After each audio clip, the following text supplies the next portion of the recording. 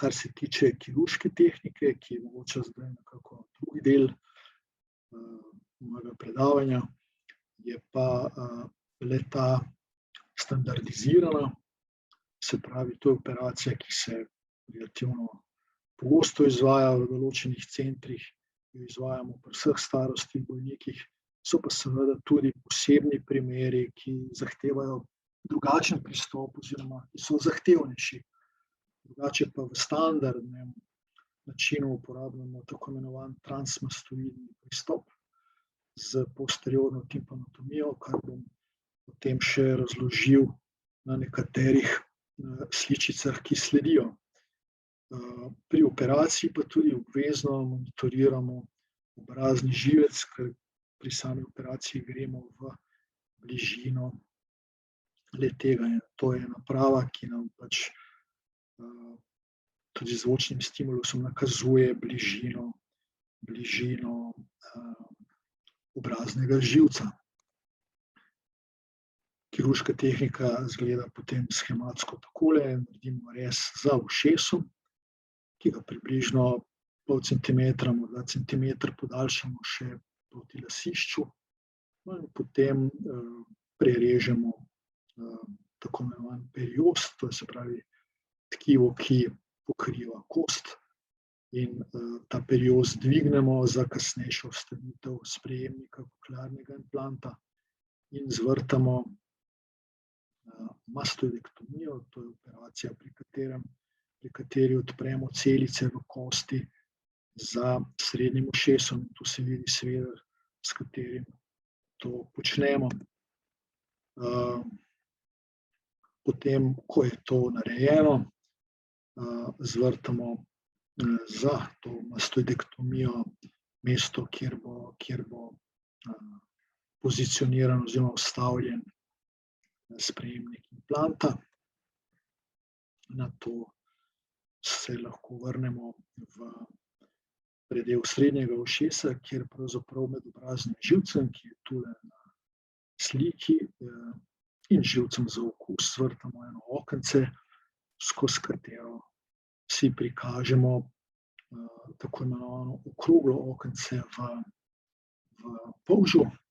In to je tudi mesto, skozi katerega večinoma vstavljamo elektrodo.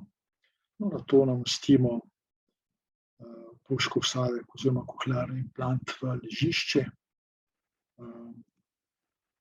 in pred tem seveda si pripravimo ta vstop v okroglo okence najlepše, kakor si ga je možno, se pravi, da imamo jasno ravnino, skozi katero vstavljamo elektrodo.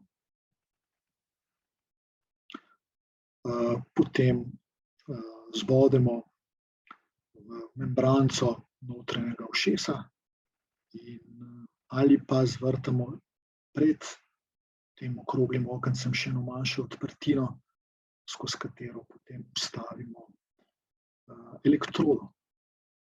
Ta vstavitev elektrode je atravmatska, se pravi, to ne delamo, bi rekel, z naglico, stavimo zelo počasi in nežno, ker si ne želimo poškodovati morda še ohranjenih struktur notranjega ušesa. To, kar sem pa že prej omenil, se pravi, globina vstavitve je pa odvisna od individualne dolžine kohle in pa tudi to, ali ima bolnik še kaj ohranjenega sluha. Se pravi, kot vidite, tu smo začeli vstavljati, potem gre elektroda vedno globje v polžka in potem imamo nek marker, se pravi neko mesto, ki je označeno in točno vemo, koliko globoko smo elektrodo vstavili v notranje uho. In še potem dodatno tisto, kar smo prikopičili v membranco okroglega okenca, zatesnimo z koščki mišice ali pa periosta in namestimo še elektrodo v mastoid. Kar potem pri operaciji še naredimo in se pravzaprav vidi tukajle, je, da napravimo že intraoperativne meritve, se pravi med operacijo, ki nam pokažejo delovanje kohlearnega implanta in odgovor slušnega živca. Se pravi, za vsako od elektrod, ki se nahajajo v notranjem ušesu, pri tem dobimo ustrezen odgovor in pragove, na osnovi katerih potem tudi tisti, ki nastavlja kohlearni implant, to lažje sledi. Temu se rečejo akcijski potenciali slušnega živca, oziroma s kratico NRT, to je angleška kratica za Neural Response Telemetry. Sicer pa se potem merijo še impedance posameznih elektrod, lahko pa tudi merimo še odgovor najmanjše mišice, ki se imenuje musculus stapedius, če jo stimuliramo z električnim zvokom, z električnim držljajem. No, potem pa sledi zaprtje rane in po operaciji, večinoma naslednji dan ali pa, kjer je to možno, še celo isti dan, napravimo rentgensko sliko, da vidimo položaj elektrode in zmerimo lahko tudi kot, koliko je ta elektroda vstavljena v notranje uho. Pri tem pacientu vidite, da je približno 450 stopinj, ta tako imenovana globina vstavitve elektrode. Kakšna bo pa prihodnost teh operacij? Se pravi, že zdaj pravzaprav gremo na to, da so ti posegi minimalno invazivni, se pravi, da ne naredimo nekih velikih posegov ali ogromnih rezov, ki bi pooperativno zelo motili pacienta. V prihodnosti se pa računa, da bi to delo opravil celo robot, ki bi samo skozi en kanal, bi rekel, prišel do notranjega ušesa in vstavil elektrodo v kohleo.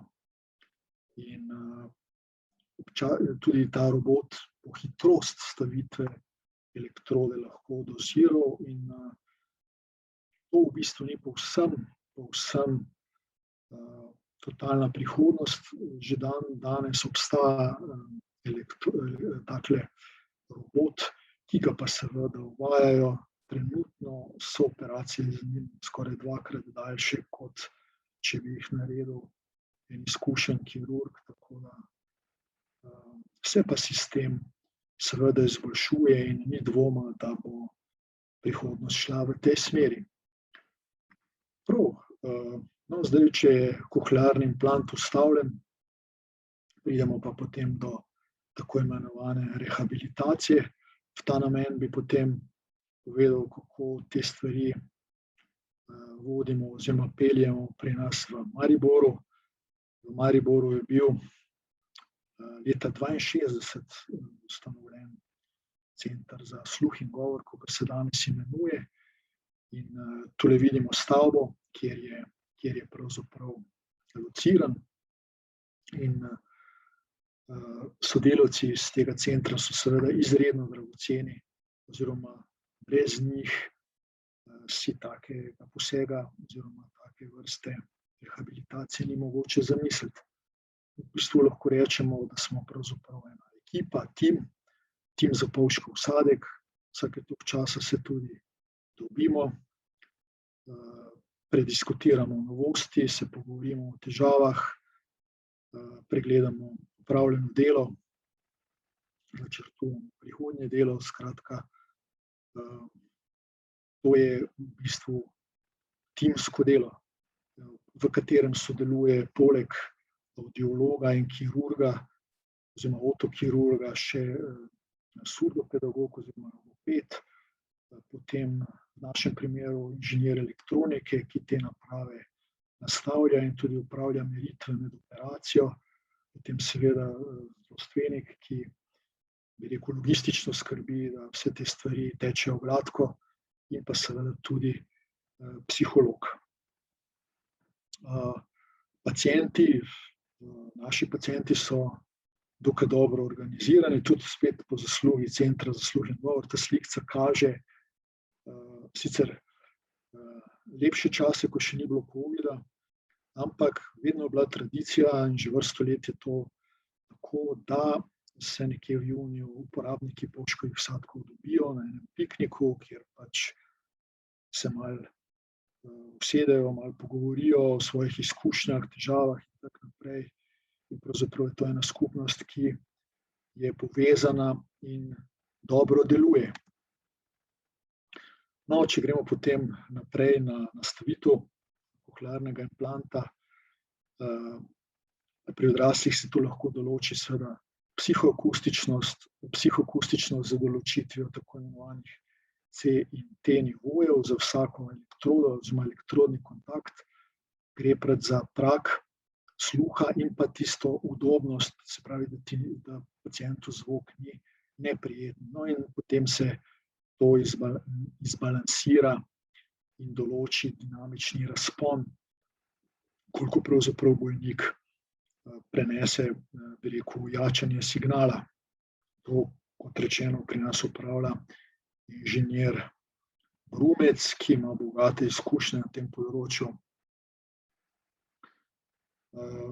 Morda se spomnite, da sem že prej omenil, visoke frekvence torej se prenašajo v bazalni del polža, nizke v apikalni del in ta nastavitev pa tudi se mora večkrat ponoviti, dokler pač bolnik ne doseže kvalitetnega razumevanja govora. V generalnem pa je prva nastavitev takoj po operaciji, približno 4 tedne, potem pa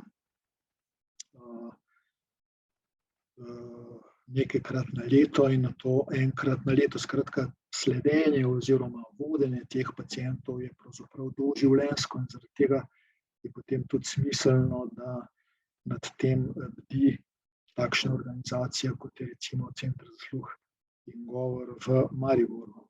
Imamo tudi logopedinjo, ki je, oziroma več logopedinj, ampak nekatere so celo bolj, bi rekel, specializirane za rehabilitacijo otrok, imamo pa prav logopedinjo, ki se ukvarja z avditornim treningom odraslih. In dejansko se njihova sposobnost, njihovo razumevanje po avditornem treningu še izboljša. Seveda pa na začetku je seveda treba videti najprej, kakšna je glasnost, ki jo bolnik zaznava, potem različne frekvence, nato prepoznavanje zlogov, samoglasnikov, soglasnikov in šele nato pravzaprav se preide na razumevanje govora. Se pravi, ta nastavitev lahko traja nekaj časa. Omenil sem že to sledenje bolnika, ki ga pravzaprav nikoli ne opustimo in spada sem tudi preverjanje delovanja implanta in pa tudi to, da pač bolniki me vprašajo, če pa zdaj je to dokončno, če zdaj pač oni ostanejo na tem nivoju, ampak ne, pravzaprav, če pride do napredka v tehnologiji, se pravi, so oni tega deležni. Notranji del ostane, večinoma je to enkratni poseg, medtem ko zunanji del pa je lahko, pa se zamenja približno na 6 let na 5 let v Sloveniji. Pri teh rednih kontrolah se pa potem tudi odkrijejo eventualne pomanjkljivosti v delovanju ali pa kakšne komplikacije.